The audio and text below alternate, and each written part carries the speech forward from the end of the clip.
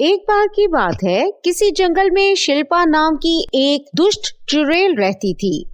शिल्पा की आदत दूसरी चुड़ैलों के मुकाबले में बहुत ही खतरनाक थी। वो इच्छाधारी नागनों को मारकर खाया करती थी। इस तरह एक दिन शिल्पा चुड़ैल किसी नागन की तलाश में भटक रही थी। तभी वो एक गुफा के पास पहुंचती है। गुफा के सामने इच्छाधारी नागन अपने छोटे बच्चों के साथ खेल रही थी। नागन के बच्चे को देखकर शिल्पा चुड़ैल बहुत खुश हो जाती है। इसके बाद शिल्पा चुड़ैल नागन की गुफा पर नजर रखने लगती है। फिर दोपहर होते ही नागन खाना लेने गुफा से बाहर चली जाती है। ये अच्छा मौका है। नागन के वापस आने से पहले मुझे किसी भी तरह इसके बच्चे को पकड़ना होगा। लेकिन शिल्पा चुड़ैल जैसे ही गुफा के सामने पहुंचती है कि तभी अचानक वहां पे आग जलने लगती है। ये देखकर शिल्पा चुड़ैल डर जाती है। लगता है वो इच्छाधारी नागन ने अपने बच्चों की रक्षा के लिए यहाँ कोई जादू करा है। अब मैं गुफा के अंदर नहीं जा सकती। मुझे किसी भी तरह नागन के बच्चे को गुफा के बाहर बुलाना होगा। इसके बाद शिल्पा चुड़ैल एक सुंदर औरत का रूप धार लेती है और अपनी शक्ति से वहां ढेर सारी आइसक्रीम लगा देती है। अब मैं आइसक्रीम के जरिए नागन के बच्चे को गुफा से बाहर बुला सकती हूँ। फिर शिल्पा चुड़ैल जोर जोर से आवाज लगाने लगती है। आइसक्रीम ले लो, ठंडी ठंडी मीठी मीठी आइसक्रीम ले लो। आइसक्रीम की बात सुनकर नागन का बच्चा गुफा के दरवाजे के पास आ जाता है। आइसक्रीम वाली आंटी, मुझे आइसक्रीम बहुत पसंद है। जल्दी से आप मुझे ढेर सारी आइसक्रीम दे दीजिए। हाँ हाँ बेटा, मैं तुम्हें पेट भर के आइसक्रीम खिलाऊंगी। जल्दी से बाहर आ जाओ मेरे पास। इतना कहकर चुड़ैल ढेर सारी रंग बिरंगी आइसक्रीम उसे दिखाने लगती है। नागन का बच्चा दौड़ता हुआ चुड़ैल के पास आ जाता है। फिर अगले ही पल शिल्पा चुड़ैल अपने असली रूप में आ जाती है और उस बच्चे को लेकर अपने घर चली जाती है। तभी शिल्पा चुड़ैल की बहन शबनम चुड़ैल उस नागन के बच्चे को देखकर हैरान रह जाती है।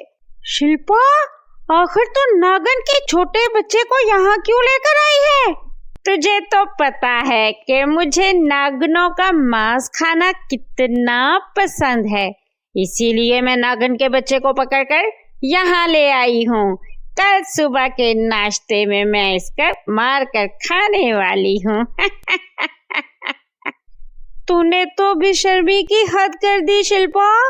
आखिर इस छोटे मासूम बच्चे को मारकर तुझे क्या मिलेगा? इस बेचारी की माँ कितनी परेशान हो रही होगी। मैं तो कहती हूँ इसे छोड़ दे।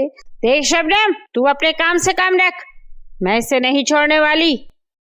इतना कहकर शिल्पा नागन के बच्चे को लेकर अपने कमरे में चली जाती है। रात होते ही नागन का बच्चा अपनी माँ को याद करके दुखी होकर रोने लगता है। शबनम चुड़ैल से नागन के बच्चे का दुख देखा नहीं गया और वो चुपके से उसे आजाद करा के घर से बाहर ले जाती है। तुम्हें घबराने की जरूरत नहीं बेटा, मैं अभी तुम्हारी माँ तक पहुँचा दूंगी। इसके बाद शबनम चुड़ैल नागन के बच्चे को लेकर वहाँ से भागने लगती है। लेकिन तभी शिल्पा चुड़ैल की नींद खुल जाती है और वो शबनम चुड़ैल का पीछा करके उसको पकड़ लेती है।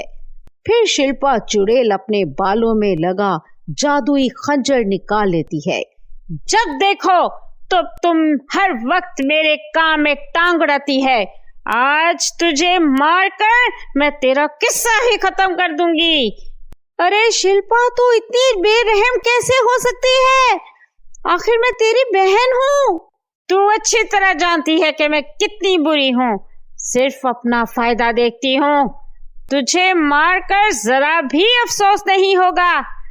इतना कहकर शिल्पा चुड़ैल अपनी बहन को मारने के लिए आगे बढ़ती है। लेकिन तभी वहाँ इच्छाधारी नागन आ जाती है।